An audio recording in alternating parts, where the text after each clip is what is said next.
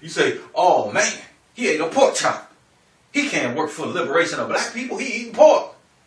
I know plenty of vegans that ain't doing a goddamn thing. Okay? And I've said this before. A swine eater that raises his or her own pigs and eats the pigs that he or she raises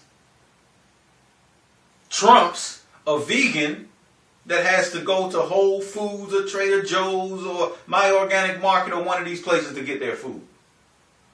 Because the person that raises his pigs, the person that raises her pigs, is producing that which you're going to eat. So they know what they're putting in their body. As a vegan, as a vegetarian, you're trusting that the corporation is going to be honest with you. Are you kidding me? That's one of the first questions I ask. Well, where am I going to get this food from? And then you direct me right back to the United States government. It's the government that you're directing me to now. Because you're telling me to eat organic. And I say, well, how do I know it's organic? Well, the government is going to put a stamp on it.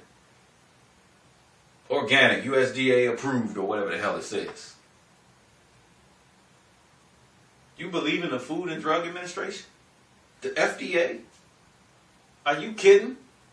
And then you're telling me that this swine eater that's producing his or her own food is less than a vegan who's running down to Trader Joe's every day?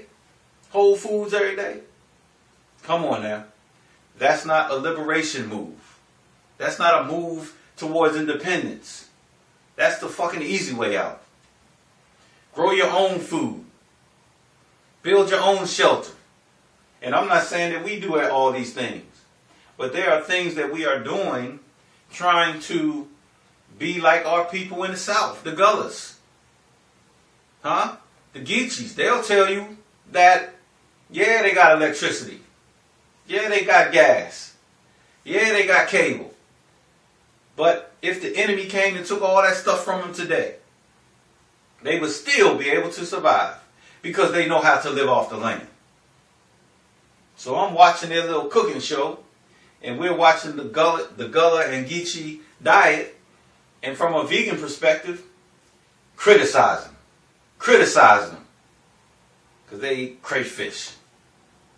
Because they catch their own fish. Because they grow their own food. We say, oh, you a carnivore? You ain't no revolutionary. I say, oh, you a vegan? If you ain't growing your own food, then you ain't no goddamn revolutionary.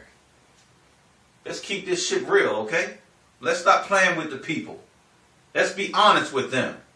No matter what you're doing, you have to move towards self-sufficiency. And it's not an individual move, it's a collective move. Because I can grow all the food I want to. But you got to know that the black maroons were growing their own food. Huh? They were physically fighting the white man. When the white man came in and couldn't defeat them, they burned up all their crops. You got to know that. So you got to even be able to defend that which you're producing. But I don't hear y'all talking about that.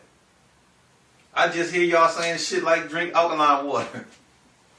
Have an alkaline diet, which is good, and you need to follow those instructions. But from a revolutionary perspective, we need to produce our own. It's plain and simple as that. But I've gone over my time. This has been Daku Akabo Akatu.